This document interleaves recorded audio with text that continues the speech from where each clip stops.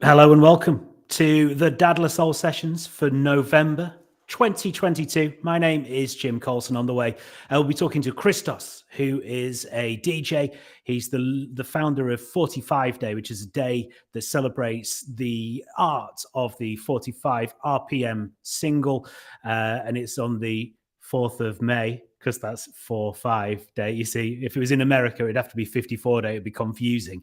He'll be on very soon. We'll talk to Alex as well, our conflict management expert. You've been sending your questions in for him, so you'll hear from him in a little bit. But first of all, we're going to start off with our first guest today, who I think is going to help you very much, especially at this very busy time of year. He's called Glenn Oliver. He is a coach. And Glenn, hello, how are you doing? You all right? Hi there. Yeah, I'm good. Thank you so much, Jim, for having me on. I really appreciate it. No, well, thank you for coming on, because this is the thing. You know, we ask whenever we do our events, we ask what the biggest challenge is for dads. And so much of the time it's people saying just fitting everything in, time management, those sort of things. So, Glenn, if you can help us with those things, we would really appreciate it. Is that the sort of thing you do? Yeah, absolutely. Yeah. So to give some context, so you know, everyone who's listening can get an understanding of who this guy actually is. I coach people, many busy guys who are generally overworked and very time poor. So it's something I talk about a lot with them. So yeah, happy to go through with it, Jim. If you just want me to run through the things we spoke about, if that's cool. So you've got 3 main tips. That's what's going on here. 3 tips for people who feel they're too busy, they can't fit everything in, and that sort of stuff. Let's go for tip number 1. The tip number 1, I think, again, this is for me, having gone through it myself as a dad, is understanding is that you go through life, your priorities shift and change. And I think that's one of the biggest things with regards to time management, is to really take stock of what is your priority at the moment and what that is and how that shifts over time. So taking a step back and looking, all right, what is actually important for me as a dad and as a professional and all the other roles we have to show up to in life right now. And what kind of things do you think that would be? So what would it be for you, for instance, right now? Okay, yeah. So I generally bucket our priorities into 3 things. I would say the first one is yourself. And I would put into that bucket things like exercise, self-care, which I know sounds really wooey these days. I'm really cautious of not sounding too wooey, but things that kind of fill your cup as a guy, right? And number 2 would be things I'd say like connection. So relationship with your children, those around you, your family and friends, stuff like that. And then thirdly, I'll say anything that would be the role of you as a professional. So things like your work. And those would be the 3 buckets, I would say. So those are your priorities. Those are the things that you kind of want to be, kind of putting ahead of everything else. So what kind of what are the other things that kind of fill people's time? Well, I guess that's it. I think that's one of the first things I generally say to people to do is to look at their time and conduct an audit on it. And I think there's a kind of a balance that needs to happen between those 3 things. And if you can kind of achieve that, then generally is kind of everything's kind of aligned. But then the 4th bucket, I would say, for most of us, which I'm guilty of, is just that kind of fuck around-itis, if I can call it that, where you're just consuming things and doing stuff mindlessly that doesn't really fit one of those priorities. So like scrolling social media mindlessly or something like that. I mean, I don't know what you mean. I've never done that. Yeah, I do that. Yeah, that's bad. Tip number 2, what's that? So tip number 2 is to really plan. Once you've got an understanding of what your time is, then to really plan and execute on that based on what you've got available. And when I say plan here, I'd say prioritize things in your diary that are going to fill your cup. So yeah, like things like looking after yourself, things with your family, things with your children. Put those things in there first. I think it's really easy in this day and age to just go, well, I plan my time around my work, but then everything else has to fill in around that. And I know maybe I'm sitting on my soapbox here and I don't understand the environment that many of your listeners maybe are in, but it's really, for me, pushing back against that and go, well, the most important thing that you can do as a man is prioritize looking after yourself first, and then time with your family second to that, then work. I was going to say, I mean, that is a point. Yeah, everyone's got a different situation, but isn't that also the point of it, is that we all get wrapped up in all of these things and we need someone to come along and just go, actually, prioritize, do this, and you need someone to look at it in that kind of simple way, because you're too busy going, well, I can't do that because I've got to go to the shops and buy tea cakes. And it's like, well, you don't need to do that. But in our heads, we build up these things, don't we? And they become things that we think we need to do. Yeah, and I think there's almost a bias in our society to say yes, and to say no is almost like got a stigma around it. And one thing I kind of really try and educate anyone I speak to, anyone I coach, is that be okay with saying no. There's nothing wrong with saying no if it means you're going to protect your time and effectively do something else that would actually fill your cup and satisfy you and fulfill you. And what's your third tip? So the third tip is really about this concept I call the minimum effective dose. So you can say this with regards to maybe anything in relation to like fitness or anything like that. And I think there's this common misconception is that we have to spend so much time doing these things to take care of ourselves. But really, it's really important to understand that doing a little bit of something is better than doing none of it. Okay. So if you regards to exercise, like I would say to a lot of the guys I coach, if you can do a 20-minute workout 3 times a week, that's way better than you kind of thinking that you've got to do a 60-minute workout. And because you can't find 60 minutes, you just don't do anything. So, and that applies to anything like that, like meditation or reading or anything. I'd rather you read 5 pages a day than nothing, or I'd rather you meditate for 3 minutes than no minutes. And it's just trying to understand, or get people to understand, that just because they can't do exactly everything they think they should do, what can they do practically? That is a big thing, isn't it? Because we quite often do that thing where we go, I'm going to start a new exercise regime. Oh, hang on. No, I went out on the lash last night. Can't do it tomorrow. I'll wait till next Monday. And then like you have a big weekend and you just go, I'm too tired. I'll wait till next Monday. And that's what happens, isn't it? You just go, because I can't do it perfectly, I'm not going to do it at all. Yeah, that's a big one. I did a post that a while ago, is that everyone kind of starts again on Monday. It's like stop starting again on Monday. Really, the thing is with any kind of new habit, especially exercise, it's to do the easiest, like least time consuming version of that you can do with consistency, and then go from there. Again, I think it's that thing of coming up to January. It's like that classic New Year, New Me thing. Is everyone does it, right? They're like, this is the year I'm going to do it, and then 2 weeks into January, something's happened, they stop. And I think it's just trying to get people to understand that consistency isn't measured over days and weeks, it's months and years. So if it doesn't happen one day, well, that's fine. But if it doesn't happen for a second day, then that's a problem. Okay. But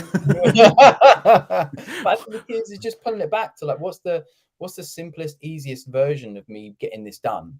Right. And then once you do that with consistency, you build momentum. Like it does work over time, but still life gets in the way. I get it. So it does. And that's kind of the problem that I have, is that I have all these good intentions. And during lockdown, oh my God, I was so fit. I was the fittest I've ever been because the days were long. I mean, obviously I had kids to look after, I had work to do, but there was none of that other stuff. So, I was doing like a Joe Wicks routine every day. I was running every day.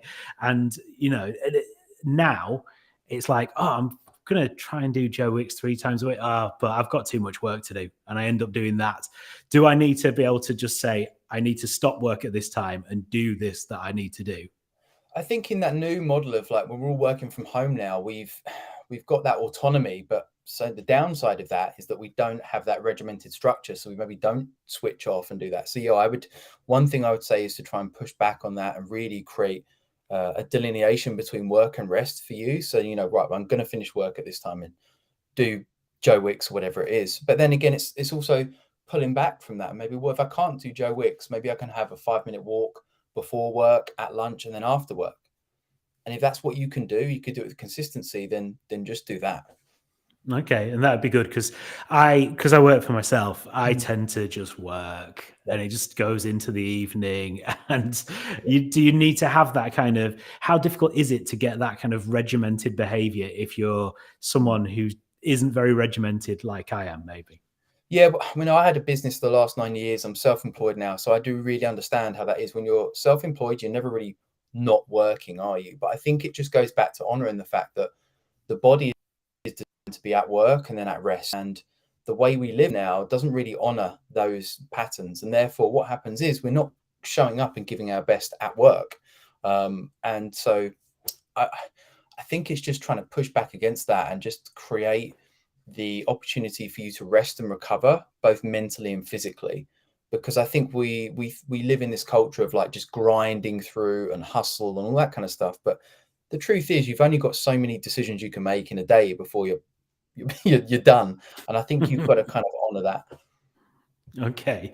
How did you get into it? How did this come about for you, this coaching? So yeah, I've been a coach for about 10 years now. I started as like a fitness coach, but I had a whole other career before that as a police officer for 13 years. So don't judge me. That was a very different time. But I've just got into coaching. I just love helping people, and that's the journey I've been on with it, really. Is that what it is? That must be the buzz, though, when you get a client who comes and they've got a certain set of challenges and you manage to get them through that. That must be a real buzz. Yeah, it is. I mean, that's why I do it, right? It's the reward of seeing someone grow and help them. But with the kind of coaching I do, it's not like the traditional like before and after fitness coaching. It is more on the kind of like personal development and how they operate day to day, which is what I get more out of, because you can see that carries over a lot more into their life.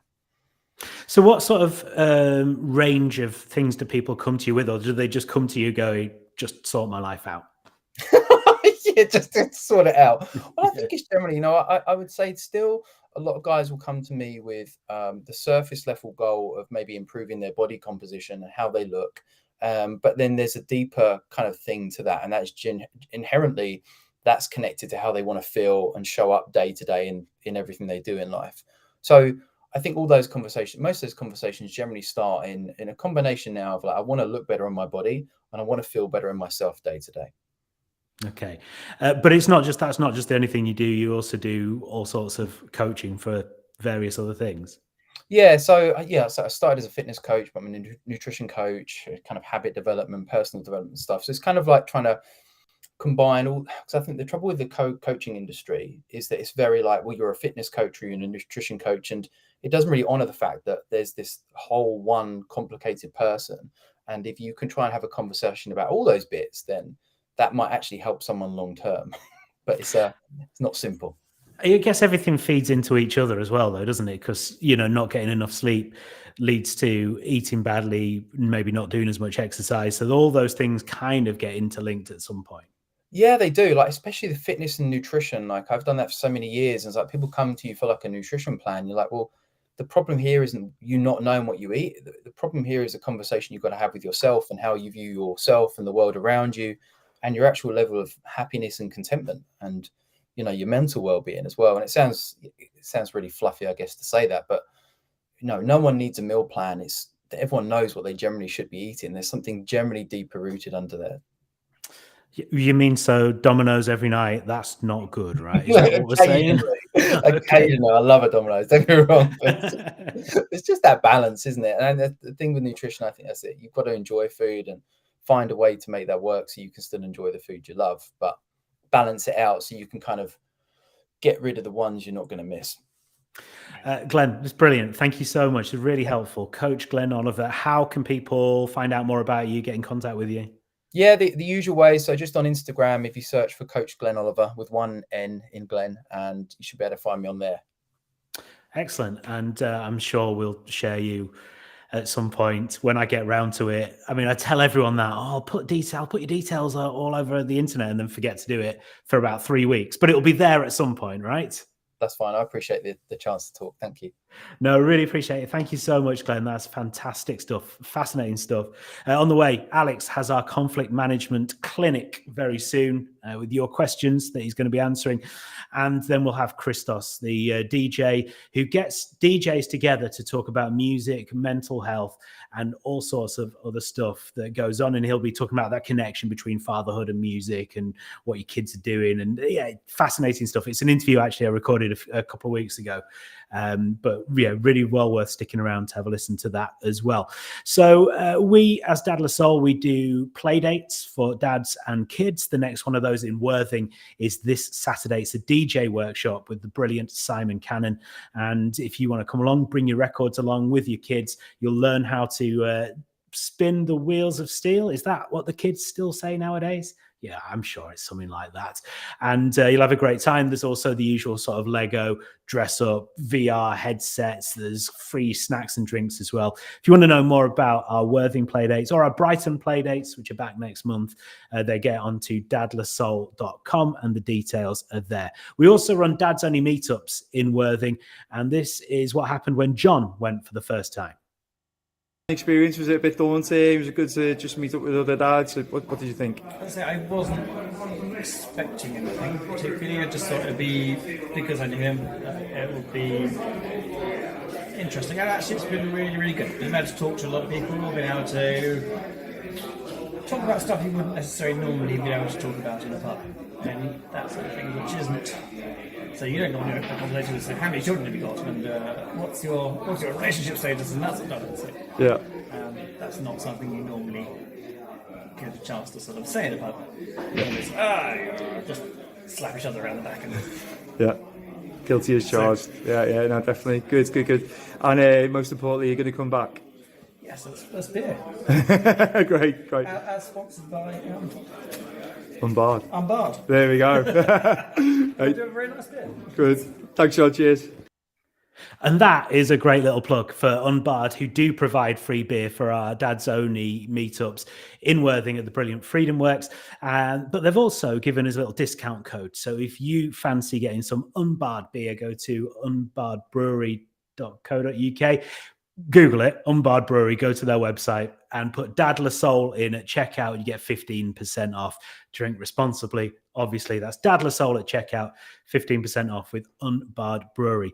Right, let's get the man, the legend, Alex, on the show. Alex, how are you doing today? I'm absolutely fine. I've had a never-ending, exhausting week in general practice, but otherwise I'm very well. And how are you? Yeah, good. I've had an exhausting week typing nonsense on a laptop. So, very similar in many ways. Indeed, yes. Typing a lot of patient nonsense on a laptop in my case. What's your prescription system like at the moment? Because I had to go and get a prescription for my daughter today. It was difficult. First of all, she couldn't send it electronically. Then she couldn't even print it out. And then she had to go to find another doctor. It took 20 minutes, which I don't think is great use of NHS time to go and get a prescription.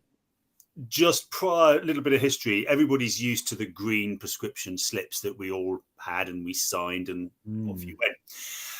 They wanted to move us electronic. That was spurred on by the pandemic, because that then meant less patient contact if we didn't have to hand over a bit of paper.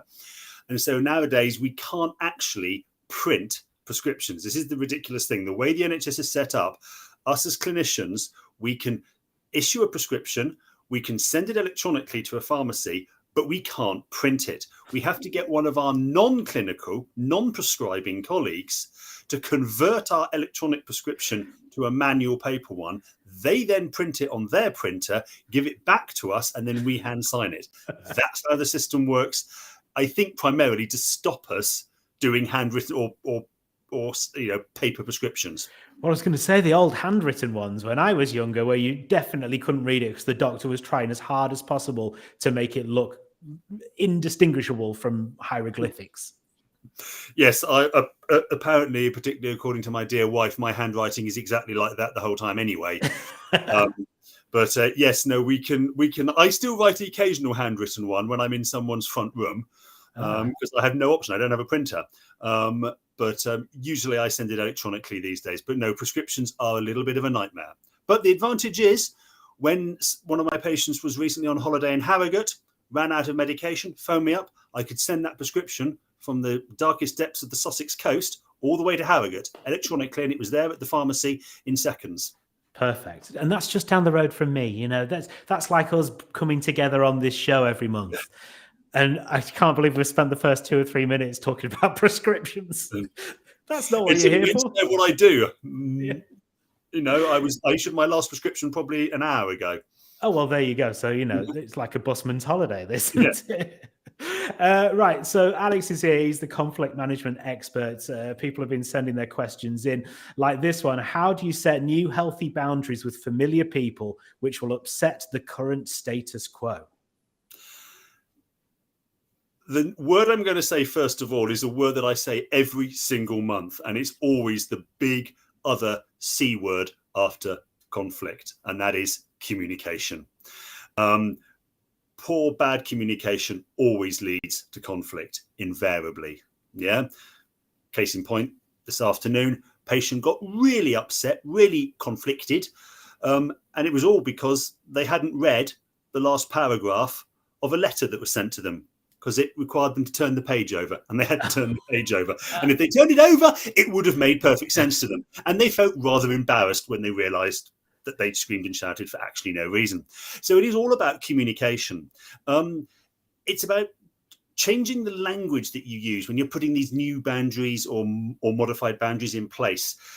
Using phrases like, that isn't going to work for me, doesn't leave any room for bartering or conversation, which could be what you need. As Glenn was saying earlier in a fascinating talk, thank you, Glenn, don't be afraid to say no. And it's human nature to avoid conflict. Usually we don't want to say no. And also it's terribly British not to say no. Or to avoid saying no. We tend to be a yes nation. We always have been, and we probably always will be. Don't be frightened to say no. Yeah. Avoid in these situations where you're setting the new boundaries. Avoid saying things like "sorry, but" or "afraid" or "I'm afraid I can't," because that leaves the door open for discussion. I'm assuming the familiar people are probably children that we're talking about here. I'm guessing. So you have an element of authority in theory there anyway. Mm-hmm. That's a horror to me to hear that you should say no. And I can never do it. I'm so bad. It is tough. It is tough to say no because we naturally, most humans want to please. And the word no inherently probably doesn't please. Yeah, it doesn't. It doesn't please me saying it.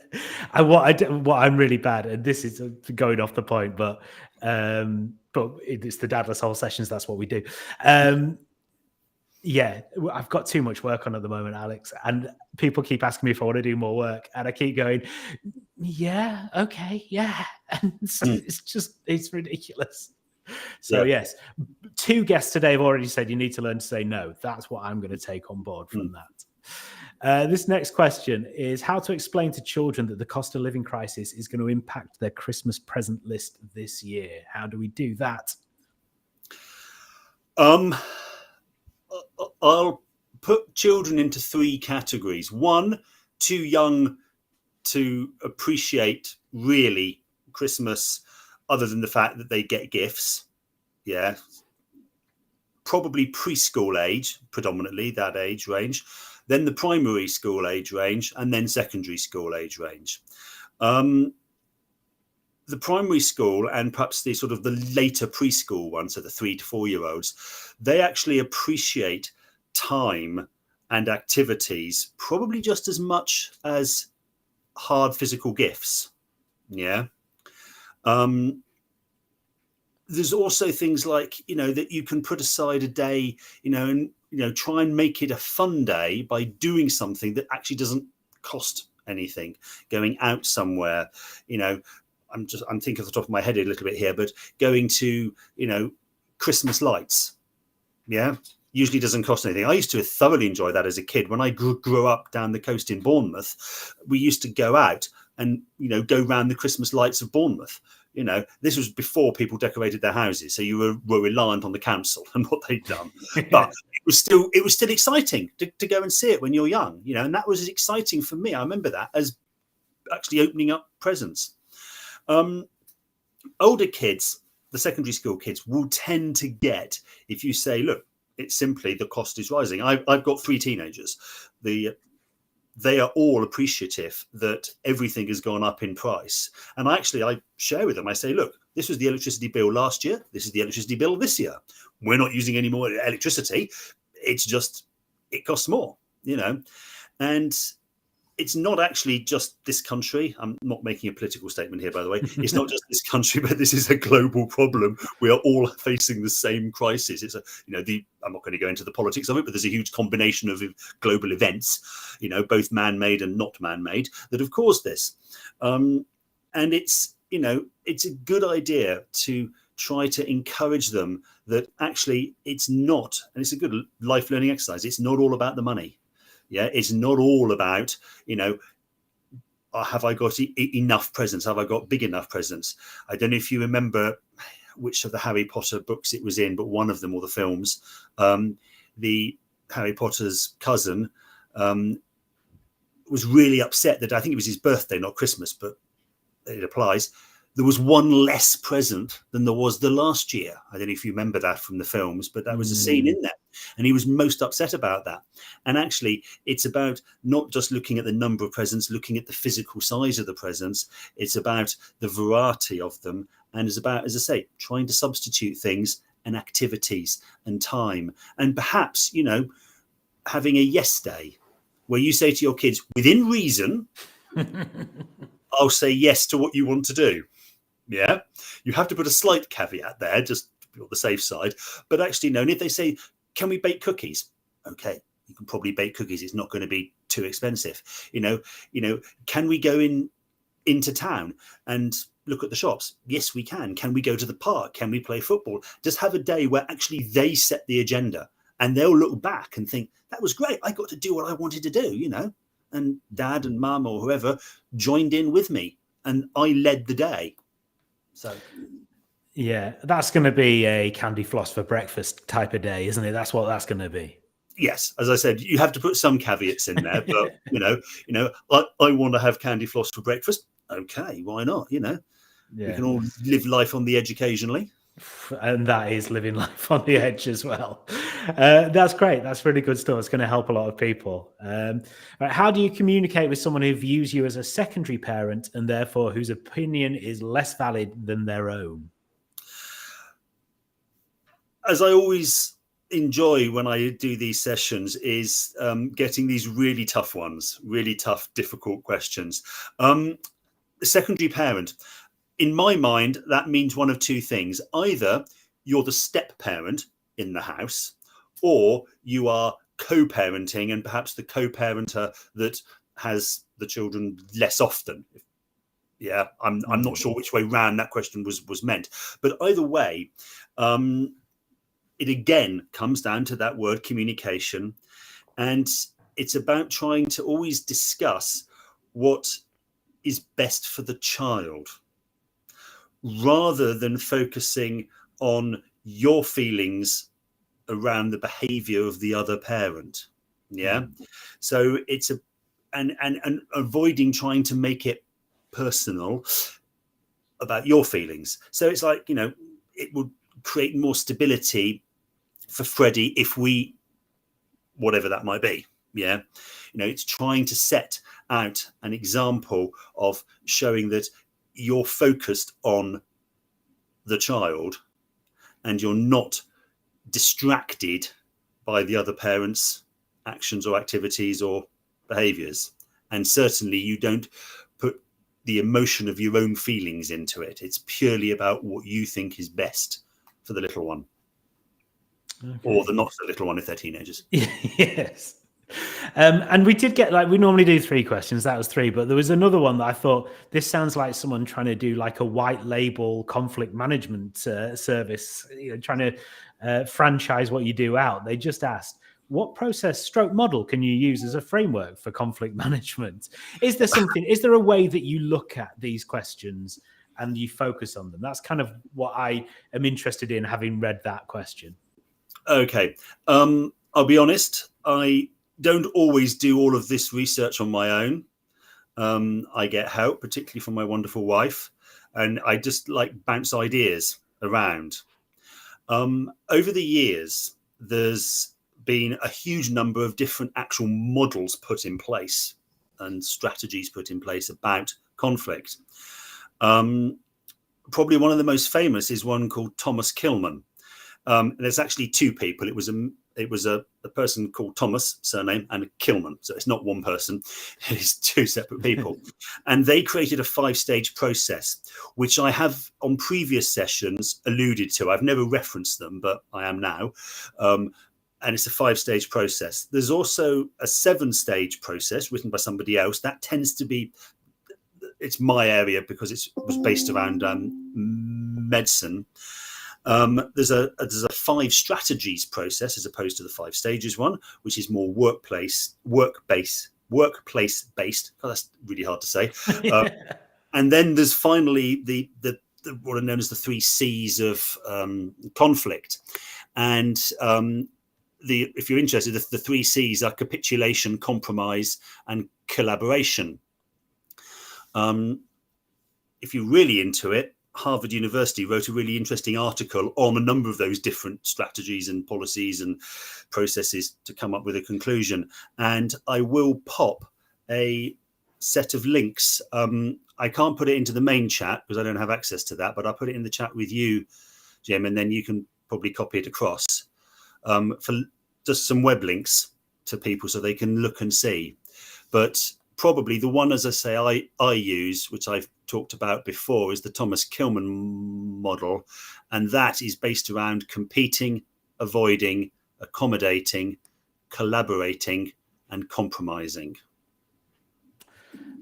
It's fascinating. It's just fascinating. I mean, it's such an area, I guess it affects billions of people every day, doesn't it? Conflict. So I'm sure that's, that's something that people have to spend a lot of time looking into just to find kind of any way through the many conflicts there are around the world, small and large, I guess. Yeah. And the 3 C's as well. I can think of another C that comes to mind when people talk about conflict, but let's not go there.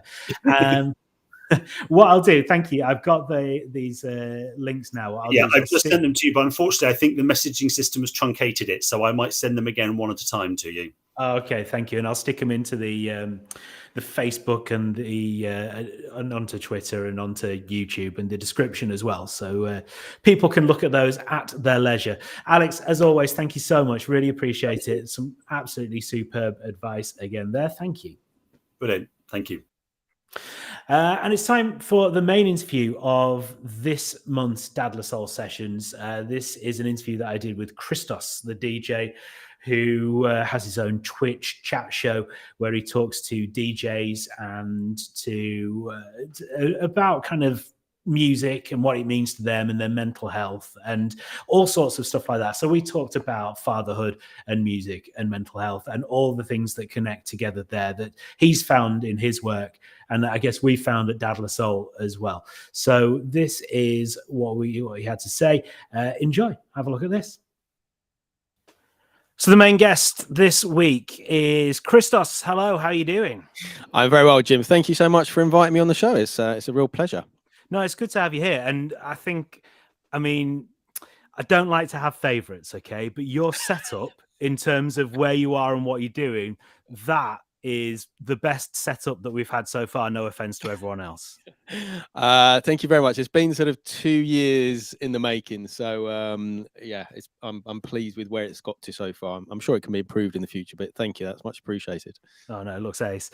And that's the thing really, is because we are at Dadler Soul, 2 of the big pillars of what we do is mental health and music, and that's sort of where we intersect with what you do as well. So if you'd like to explain a little bit what you get up to. Well, let's start from the beginning. 45 days, something I created sort of just, I'd had the idea sort of late 2019. And then obviously when the pandemic hit, I was like, right, okay, I can do this now. Let's do it. And we did it online. And 45 days started off being a celebration of 7-inch vinyl, basically getting DJs from around the world to play 45-minute 45s mixes. We call 7-inch records 7-inch vinyl 45s. Created a load of DJs, a load of mixes, 50 odd mixes the first year, and then did some radio shows after that, and then started building up a community, largely of men. There is some women DJs, some 45 queens out there as well, and then gradually, as got chatting to people, we sort of started becoming friends, and people started talking to me about what was going on in their lives, what was happening. And I got this message from one of my friends, DJ Double P, one of the DJs I'd met sort of online. And it basically was a message from his son, who is James, Minimal P, one of our 45 kids, which we'll talk about later. And he basically said, thank you to me and Fat Wax, one of the other DJs, for helping my dad through depression, through getting him out DJing, doing live streams, interacting with the community. And that just really hit me really hard. I was like, wow, that's pretty, pretty big. And I'd been watching some of the other shows. Some of the other shows we've been watching on Twitch were talk shows, similar to what you do. Some of the DJs from Germany who run a label get big DJs to talk about stuff. And I was like, okay, we can do something like this. So I said to Double P, Paul, I said, do you fancy talking about what you've just said to me in this message and about your mental health? And he was like, yeah, that's fine. My friend John Musto, who's who sort of lives down the road, he's also DJ, he'd be happy to do it. And that started off my talk show called Part of My Journey. And it was my first talk show, and we had those two on as guests, and we talked about mental health, we talked about DJing, we talked about how music and DJing had helped mental health, and how it's sort of been able to sort of draw together our lives from disparate parts of the country and certainly other countries. And it's been quite a success. I think we're up to episode 24. It's happening pretty soon, and then I got episode 25. So it's been pretty good, and we had lots of guests, dealt with all sorts of types of mental health. We talked about anxiety, depression, grief, bereavement. We talked about suicide, alcohol abuse, drug abuse, emotional domestic abuse. All sorts of things, and all the guests have been really open and honest, and talking about mental health. So it's been pretty eye-opening, really, to see what's happened in the last sort of year or two doing that show. It's one of those things, isn't it, that's like kind of shared interest or something like that can be a way in. We all know it's a stereotype, but it's because it's kind of based on truth that men don't tend to talk about that sort of stuff a lot. So it's all about giving people a reason to come together, and then you have the surface chat, you have the fun chat, and then you can move a little bit deeper. Is that what you found in your talk show? I think definitely. I think being a man of a certain age, even myself, I hadn't talked a lot about things that I've been through my life. And there is this perception that men shouldn't or don't talk about their issues. But like you say, it's bringing people together, bringing people as a community, and building a safe space. I think that's what we've done, that's allowed these people men and also some women to talk about that, because we've created a community. We stream regularly. We have a community within Twitch and also a Facebook group for the 45 Kings. And because it's safe, people know that they're not going to get judged or ridiculed or oh, you shouldn't be feeling like this or any of that. And I think, yes, like you say, it started off right. Let's talk about records. What record have you got? I've got this record, blah, blah. Then it's like, what you doing this weekend? What you doing this weekend? And then gradually it's like, oh, I've done this with my family. This is what I'm doing with my children. And then, as you say, gradually the barriers sort of go down, and then people start talking about all of this. And people feel safe to talk about it. And yes, it's been amazing that men have been able to open up and talk about this stuff. And we've had people, I've had other friends who are DJs who, for example, we had one chap came on the show, Funky Flavors. His dad sadly passed away over the weekend. I think it was the Saturday, and the show was going to be airing on Monday. And I said to him, do you want to still do the show? I'm happy to postpone, whatever. And he said, no, let's do it. It'd be really good to talk about stuff. And he did. And it was quite an emotional show. And again, we had a lot of people from the community watching there to support him. And so that helped him. But then equally, it helped other people, because then we had another friend of DJ who's, again, father sadly died. And I said, look, you don't have to. It might help you. Watch the show, see what you think. And he watched it and he said, oh, that's, that was really helpful. And then he had a friend whose mother had passed away, and he was able to pass on. So it's passing on all this information and all this knowledge, and the fact that other people are going through what you might be going through. And I think that's been the most important part for me. It's been, I keep saying it, about eye-opening as to what people have said and people have achieved really over the last year or so. And that's the thing, isn't it? Once you start to find out, I'm not the only one here. These people are all feeling and going through the same sort of things as I am. And that's why, what a great development this kind of idea of streaming is, and being able to build these communities. It's great, isn't it? It's fantastic. I mean, it's been, I did a show this week with a chap in Brazil, and he's a DJ. I'm a DJ. We talked about DJ. We talked about politics. We talked about family. We talked about music. and it's amazing what's, you know, it's the sort of plus side that's come out of, you know, the pandemic's been terrible, been a tragedy. A lot of people have died, a lot of people have got ill, but it's forced us all into our homes, and people who are creative online in a completely different way to how things were. If the pandemic hadn't happened, I don't think perhaps we would be having this conversation. I don't think I'd be streaming. I don't think a lot of DJs would be streaming. So that's the plus side of it. But it has been amazing, the community and the friendships and the love. You know, there's a lot of love out there. There's a lot of support, and it all keeps coming back to people. And you know, you give it, and yeah, it's just quite a crazy sort of situation that we sort of found ourselves in, but a really positive one. Have you found that because it is DJs that you're talking to, you found that is something that they do to get away from kind of everything else that's happening? Because as someone who appreciates DJs, but I mean, I can string some indie songs next to each other. That's my level of DJ. And I had a residency for about 2 months in Sutton Coldfield once. But as someone who sort of admire people who can, you know, properly do it, it is something you can get completely lost in, isn't it? Because you have to really focus. Yeah, it's an interesting one because of the project that I've done with 45 Day. We've had people who are like world champion DMC champions. We've got people who are bedroom DJs. We've got people who are gigging DJ. We've also got people who haven't ever DJ'd before, and I've sort of said, okay, do a mix or come and do a stream. So it's good to see the whole remit of people. But it's the way it is now is, you know, if I'm feeling, you know, a bit meh or I'm not really feeling it, you know, I know now that I can switch on my system, go online, go live, and someone I know, normally more than one people, you know, quite a few people will come into the chat. They will chat, and then it's your friends. You know, it's like I describe it a little bit like you. It's like walking into a pub where you know there's a load of friends, or you don't. You know, there might be a load of friends, but you don't know who's going to be there. And then you walk in, and then they're there. But coming back to your question, a lot of DJs who I have on the show describe anxiety, and they suffer from anxiety and depression. And as you say, when they go out and DJ, the decks and the DJ booth is almost like a barrier, a social barrier to everyone else.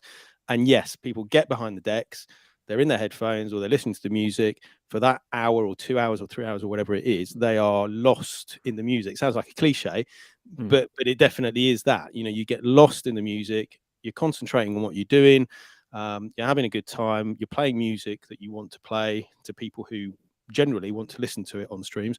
And it does get you through. And I've had so many DJs say to me, look, you know, if I didn't have streaming, if I didn't have that community, the last couple of years would have been very, very difficult.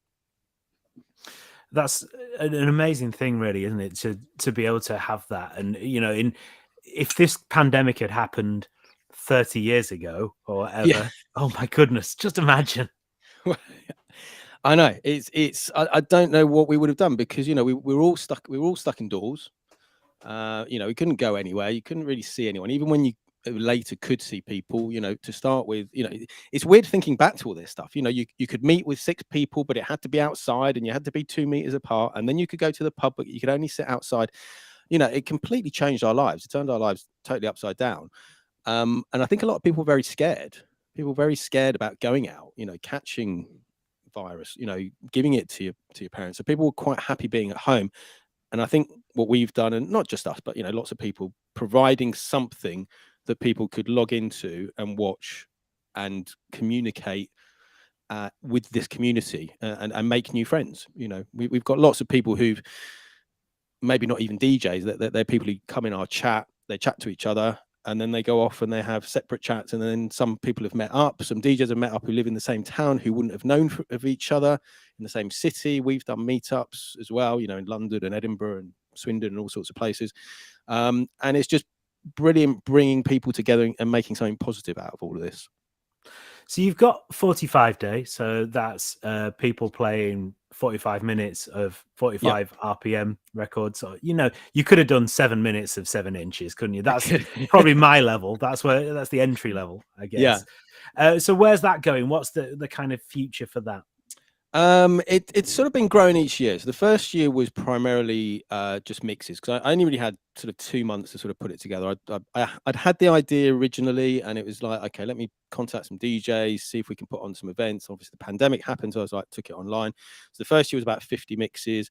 It then progressed to, we then got into streaming. So that was, the first year was 4th of May 2020. Then got into streaming, so did some radio shows, do lots of raid events, which, if you don't know, Twitch is basically where, say I'm doing a set and I'm like, right, let's go and see this other DJ who I know, and you take all your viewers to that DJ.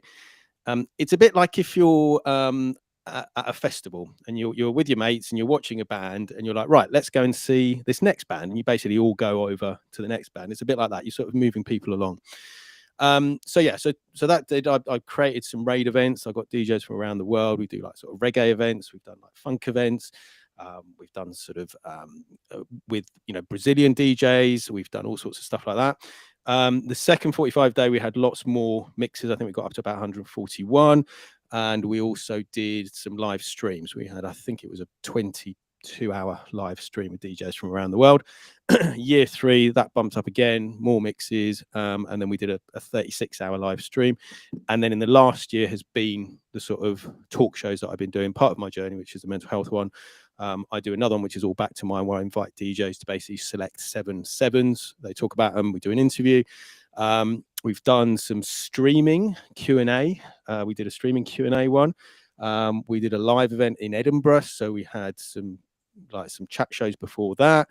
And we've also done the 45 Kids talk show, because that sort of came about around 2020 as well. But I don't know if you want to talk to me about that at this stage, or if you want to carry on with 45 Day at the moment. Well, let's go. Let's talk 45 Kids, because this is an exciting development. Yeah. So was this your daughter? Was it this her idea? Yeah. I'm gonna scroll back a little bit, because obviously Daddler Soul. I know Dan Flanagan, and I also know the Get It Together guys. So Dave and Tristan. And Simon, and we'd done in Eastbourne one of their Top Rocking Beats events. So myself and my co-DJ Adrian at the Towner. So we'd sort of worked out that, yes, DJing, children, you know, there is a sort of connection there, and it's good to get the children, because, you know, having been to these events, it was great to see the children getting really into it. And I've also been to a couple of the events they did over in Brighton, where they had the break dancers and the graffiti and stuff. So it's sort of hip hop and all the stuff that I'm sort of into. But yeah, so 45 Kings was created by DJ Mr. Lob, and also Fatwax 45. Mr. Lob's in Australia, and he's got a son called Jeremiah, and he just popped up on one of the streams, one of the Saturday morning streams we do, and he just played a couple of tunes. And my daughter was like, "Oh, that's cool. We should do streams with kids playing music." She'd had a bit of a play around, not really much, but she said, "Let's do that." And I was like, "Okay." So we had a chat. Thought, right, what should we do? And we came up with 45 Kids. So then basically I looked and spoke to some of the other community and said, right, you know, anyone else got kids who might be interested in doing this? We had a couple to start with. We did, I think the first one was, he was a beatboxer, Seb. He's the son of Sam Tweaks, who's a big Twitch DJ now. And we did a little event. You know, we had JS in Australia. We had Zizi, my daughter, do a little set here, and then Seb, and then I was like, right. So I started approaching I'd occasionally see an Instagram where a 45's DJ had their child doing. I was like, oh, do they fancy doing that? And then gradually it sort of built. So then we did a Halloween special, and then it sort of built up. And then we got in touch with, we wanted to do something for charity, because part of the mental health aspect of it is we've done some mental health raid trains, so events where 2 or 3 days we've got DJs from around the world, and we'd raise money for Calm, Movember, Chris's house up in Scotland, Band of Brothers. And we were like, okay, well, let's see if we can connect with some sort of music charity for children. We came across Jesse's Fund, which is a music therapy charity which helps children with special needs and also in hospices, and we sort of linked up with them, and we started raising money for them, and we did, you know, reasonably well. We did, I think, before the Halloween one, which we've just done, we'd been up to about a couple £100. And then we did another Halloween special just gone, 29th of October, We had, I think it was 12 kids from 2 or 3 different countries, like a 5-hour show. And then we managed to get our fundraising up to about £650. And we literally got a certificate yesterday that came through the post. So it's been a really good bond between certainly me and my daughter. And I know from speaking to a lot of the other parents that they've also had a great bond with their children. But further than that, it's the confidence it gives the children.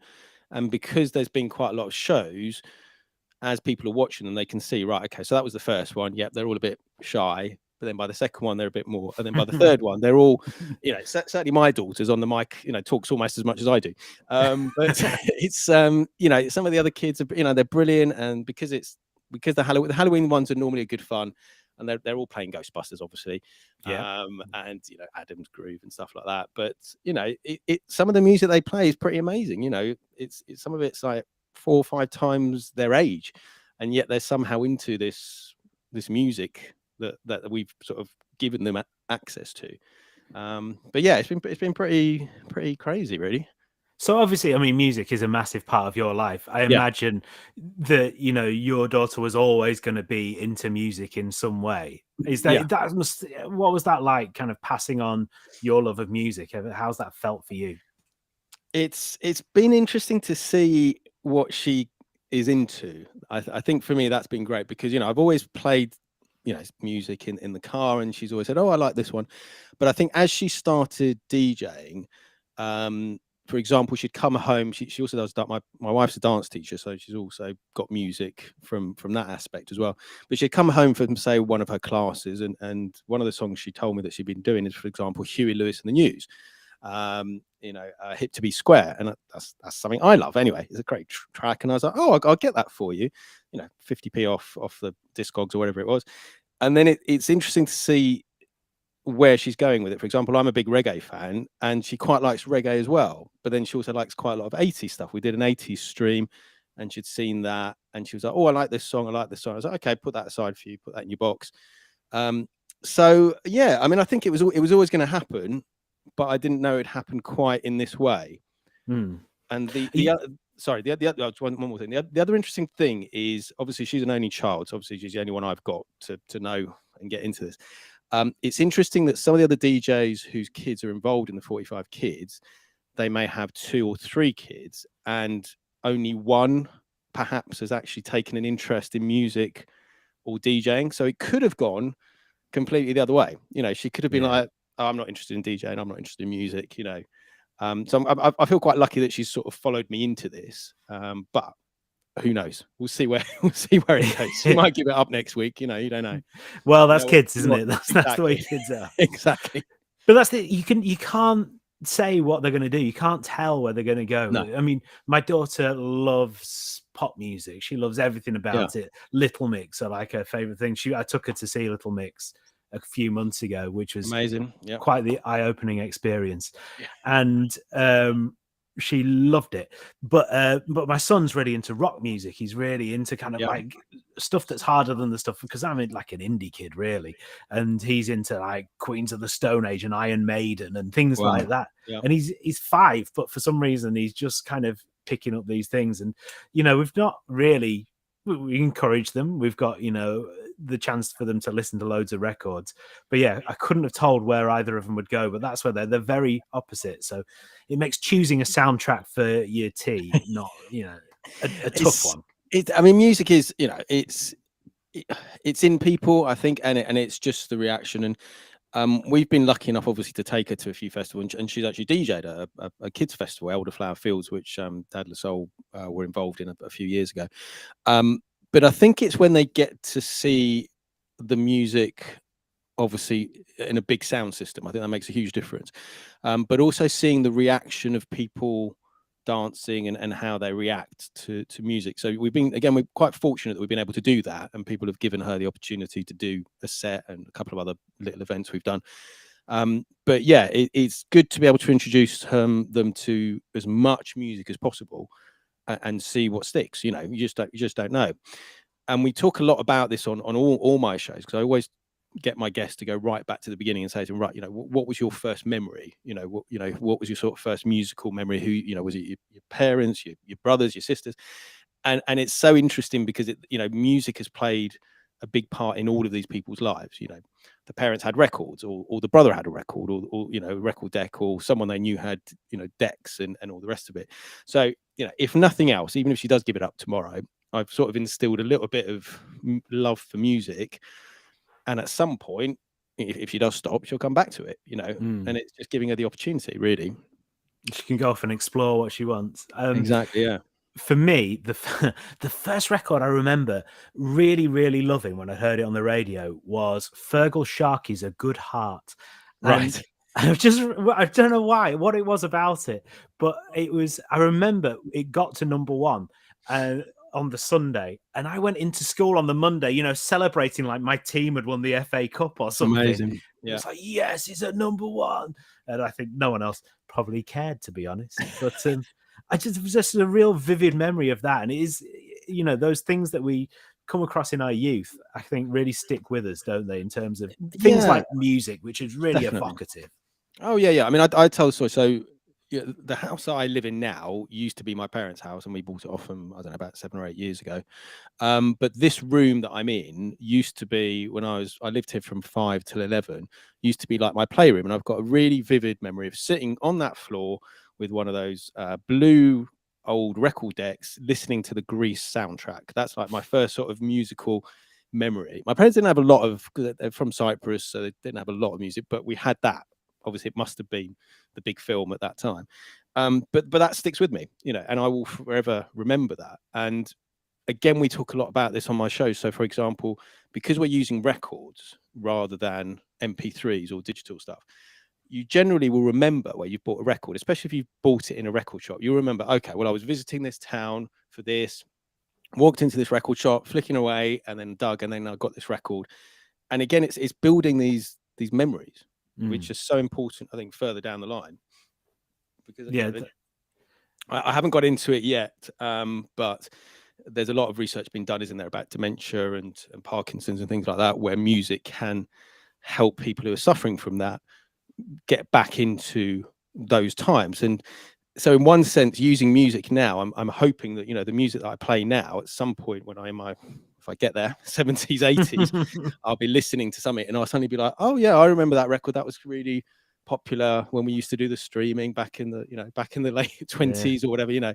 So it's sort of hopefully future proofing our brains as well, if that makes sense. If you know what I mean. Yeah. No, absolutely. And I think it's what we've, kind of touched on at various points in this conversation already. It's the emotional connection with music. And there really is like a solid thing. And that's why, it's so great, and a great way to open people up. And that's why you do what you do and why we do what we do as well.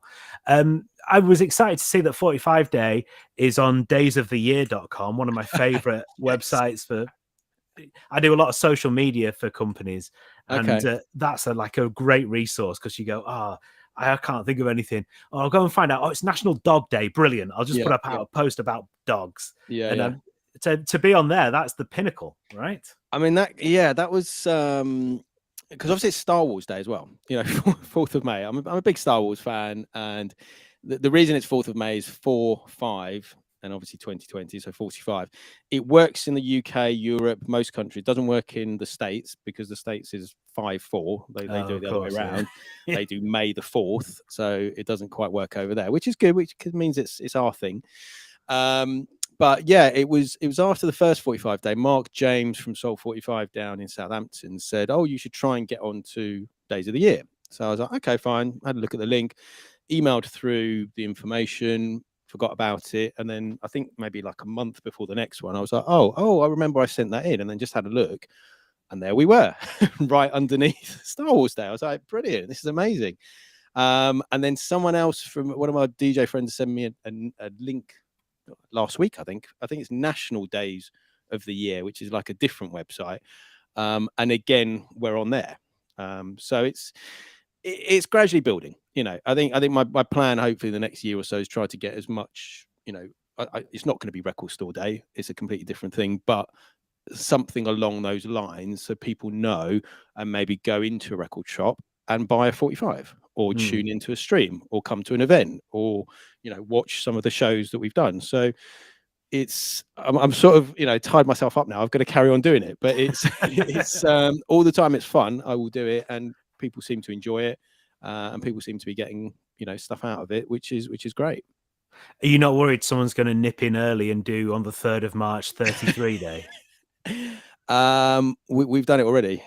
All right, okay. We did. A crazy thing that we do is play 45s at alternate speed at 33, which slows them right down. There's a whole movement, and there's a raid event that I'm sort of regularly on called Slow Mo Monday, which happens every Monday. And then there's this guy Don Champsan who introduced me to it, and there's other DJs. Greg Belson has done like stuff like that. So we did an event which was playing 33s just at the end of February, and then I was like, right, 3rd of March, let's do 33 day. So we do that, and then I don't do it, but there's other people who do 10th of October. They do 10-inch day effectively, okay, yeah. And they do that. And then they also, some other people do 12th of December, so 12-inch. So it sort of works. 3rd of March, I think 3-3 works, 4-5 works, 10-10 almost, 12-12 almost. But it's but it's good that people are inspired to do their own thing. Before I finish on that point, one of my friends in Germany, Sideshow Mall, he came up with 7 deadly 7s, which is basically 7 of your deadliest 7s, and he does that on the 7th of July. And this year we sort of collaborated, and that weekend I collaborated with some other people, and we did 45 hours of 45s, starting with 7 deadly 7s on the 7th, and then we sort of went through, and then we had a coffee and donuts, which is my Saturday morning show that I host on the 45 Kings, and then there was a jazz show, so it's again, it's all this collaboration. It's really good, really good what we've been able to put together. That's brilliant, and it's been fascinating to find out about it, Christos. Thank you so much. And can you let people know how they can find you and what you're doing? Yeah, of course. We're on the socials. I mean, the website's the main one, 45day.com. We're on Facebook. We're on Instagram. Twitch is where all the shows are. If you want to watch any of the live stream, that's twitch.tv/45day. And then all the mixes are on mixcloud.com/45day. And also we're on YouTube. Pretty much all the shows are on there. And that's youtube.com/c/45day.tv. So we're pretty much on all the socials.